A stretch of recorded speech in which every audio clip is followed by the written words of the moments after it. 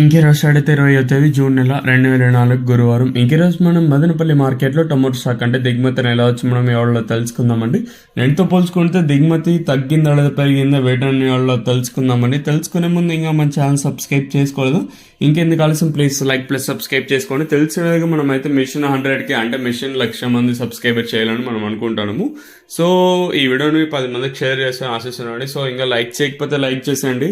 So subscribe చేయకపోతే వెంటనే subscribe చేసుకుని అలాగే ఏడో లైక్ చేయకపోతే లైక్ చేసేయండి. ఇంకా విషయానికి వస్తే తెలిసిందే కదా, మదనపల్లి మార్కెట్లో సుమారుగా ఒక 29, 31, 32, 33 అయితే ఉన్నాయి.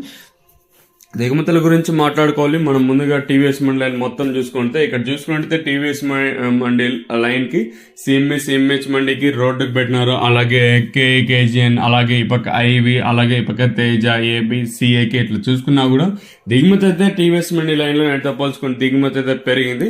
1-2 మండలికి పెరగచ్చు. సో ఇక్కడ చూసుకుంటే 4-5 మండలికి మాత్రం పర్వాలేదు, అయితే రోడ్డు అయితే దాటించారండి. రోడ్లు ఎవరికి అయితే మన కాయలు అయితే వచ్చాయి. ఇంకా 4-5 మండీలకి రోడ్ల వరకు కాయలు అయితే వచ్చాయి. మళ్ళీ 13 మండీలకి నిన్న సెట్లు వచ్చినాయి. ఇక్కడ చూసుకున్నట్టే ఇంకా మనం ఎంఆర్ఎం అలాగే జీపీఆర్ లైన్లో చూసుకుంటే ఇక్కడ మాత్రం దిగుమతి అయితే పెరగలేదు. కానీ ఓవరాల్గా ఇక్కడ 1-2 మండీలకి పెరిగిన మిగతా మండీలన్నిటికీ నిన్న సెట్లే వచ్చిన. ఓవరాల్గా చూసుకుంటే మనం జీపీఆర్ మండలిని మొత్తం కంపేర్ చేసుకున్నా, అలాగే టీవీఎస్ మండలిని మొత్తం కంపేర్ చేసుకున్నాం. నేనుతో పోల్చుకుని దిగుమతి అయితే పర్వాలేదు, బాగానే పెరిగింది.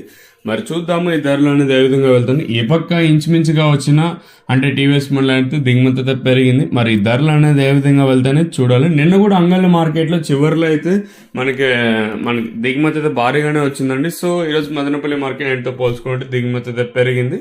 మరి చూద్దాము ఈ ధరలు అనేది ఏ విధంగా వెళ్తానే చూడాలి.